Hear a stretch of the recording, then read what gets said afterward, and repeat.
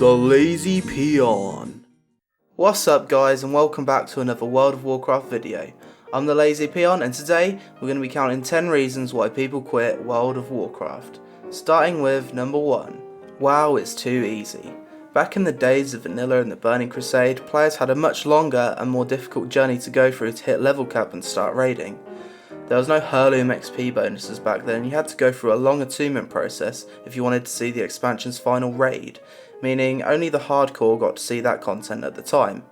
Nowadays though, you can blast your way to level cap in under a week with little to no difficulty, and anyone can experience the latest raid tier through looking for raid. So, is WoW really becoming too easy? Well, in terms of the leveling process, it's definitely a lot easier now than it was back in Vanilla and BC. So much to the point that it feels like you're at no risk of dying. However, in terms of raiding, Blizzard have introduced a variety of difficulty levels to help players access a level of raiding that suits them. The easiest difficulty being LFR, which is basically a group finder for raids, with reduced boss health, a lack of raid mechanics, and no need for encounter research or communication.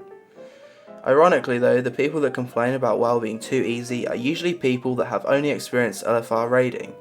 Generally what happens is they hit level cap, they gear up in heroic dungeons, then boom, straight into LFR where they can down the recent tiers boss, all in a night's work.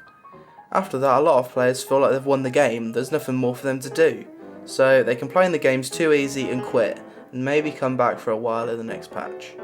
Other players finish LFR and crave a higher difficulty, so they get into flex, normal or heroic raiding where fight mechanics are just as hard, if not harder, than back in Vanilla or Burning Crusade. So what can Blizzard do to incentivize players to experience a higher level of raiding?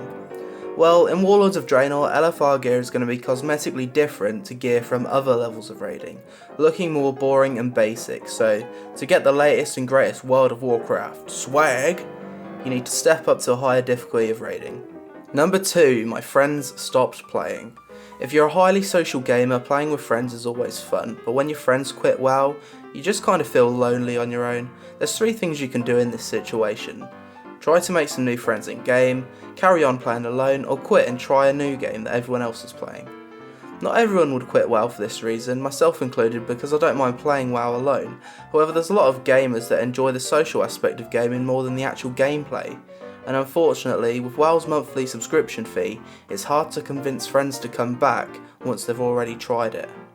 Number 3, this patch is awful. So this could mean anything from actual patch content sucking nuts, to there not being enough content added to keep players interested for a decent amount of time. And this is a problem we're currently experiencing towards the end of Mists of Pandaria. By the time Warlords of Draenor will be released, patch 5.4 Siege of Orgrimmar would have lasted over 12 months, the longest period of time with no content since the game was released. And as a result of this, we've dropped from 7.6 million subscribers to 6.8 million subscribers, and to be honest, I'm surprised it didn't drop by a lot more. I can't really blame anyone for unsubscribing when there's been nothing new added to the game for so long. And this isn't even the first time this kind of thing's happened. Dragon Soul, the final raid of Cataclysm, lasted almost 10 months and also resulted in a substantial sub-loss. Blizzard really need to plan their patches better in the future to avoid these content droughts and keep the game alive. Number 4, I got banned. You can get banned from World of Warcraft for a number of reasons. Buying gold, account sharing, offensive language and bug abuse to name a few. If you put a lot of time into your WoW account and for some reason got permanently banned, there's a good chance you'd rather quit the game altogether instead of starting again from scratch. This is why it's important that you don't do any stupid shit that could put your account at risk, because fuck starting all over again. Number 5, the game's too addicting. World of Warcraft is known for being an addictive game. Back when it was first released, the concept of Warcraft addiction was even covered by mainstream news channels. This is how I first heard about WoW. I heard stories of people quitting their jobs to play the game, not sleeping for days, and being consumed by what could only be described as the most immersive online game ever created. I was only 12 at the time, but all these scare stories just made me want to play WoW even more. Now after playing the game for several years, I can understand how much of a time sink WoW can be. The level of addiction you'll experience depends entirely on whether or not you have an addictive personality. Some people are capable of only dedicating 1 or 2 hours a day to play, whilst others will play from the moment they wake up to the moment they have to sleep. But does someone deciding to play WoW all day mean they're addicted? Well, not necessarily. To be addicted to something is to become dependent on it and feel withdrawal symptoms without it. You'll typically prioritise the things you're addicted to over real life commitments, responsibilities, and maintaining relationships.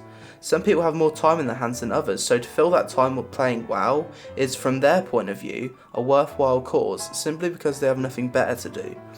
However, if someone that had a job and family commitments was to spend all their time playing WoW, instead of going to work or looking after their family, you could consider that to be addiction, especially if they become dependent on it. I've heard quite a few stories of people with addictive personalities having their lives taken over by Warcraft addiction. When these stories receive media coverage, it scares some people that would otherwise give WoW a try not to do so because they're afraid of the negative impact it could have on their lives. In reality though, most games are designed to be addictive.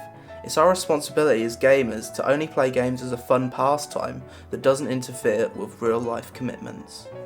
Number 6. My class got nerfed. Playing a class that you find fun and enjoyable whilst being on par with other players in terms of balance is important once you hit max level and take part in endgame content. So when Blizzard decides in the latest patch to remove some abilities, nerf your damage and make your class feel less fun, you're gonna be pissed.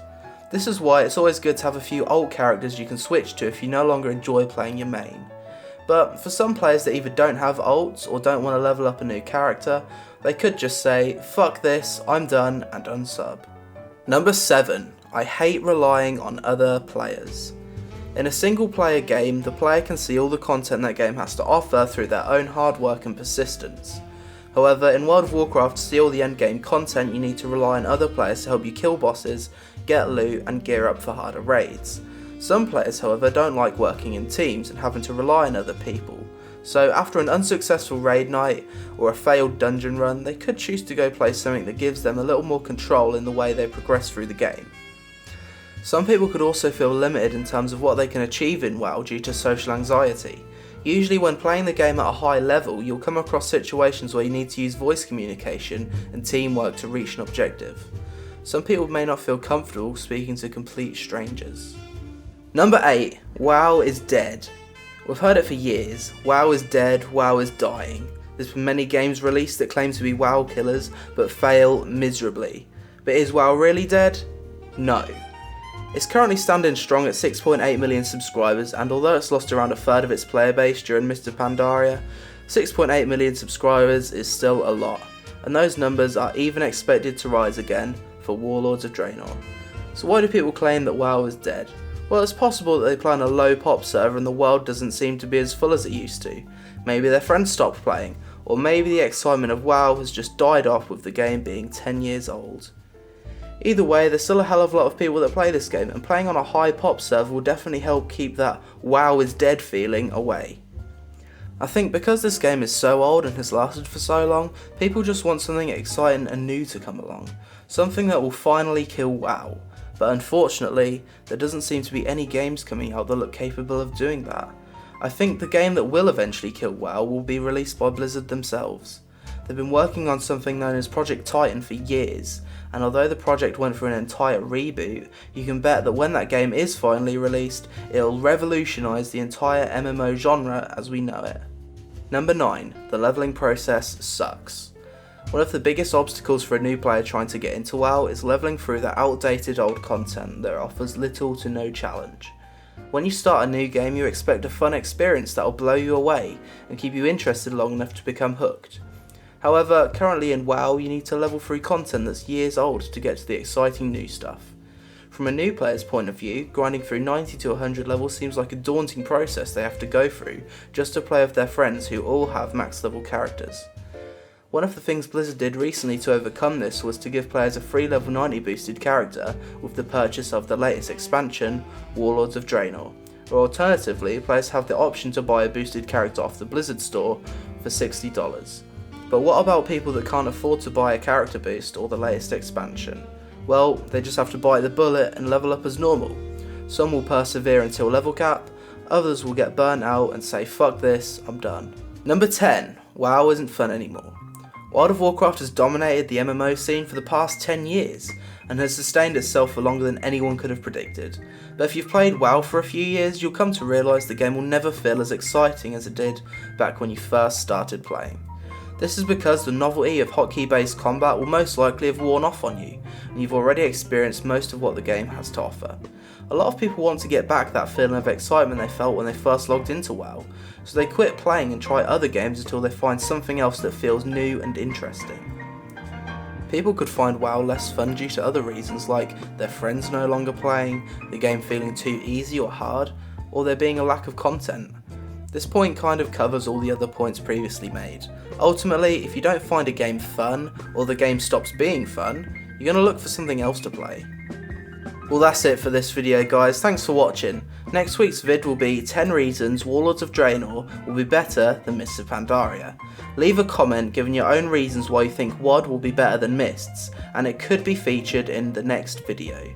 Thanks for watching. See you guys.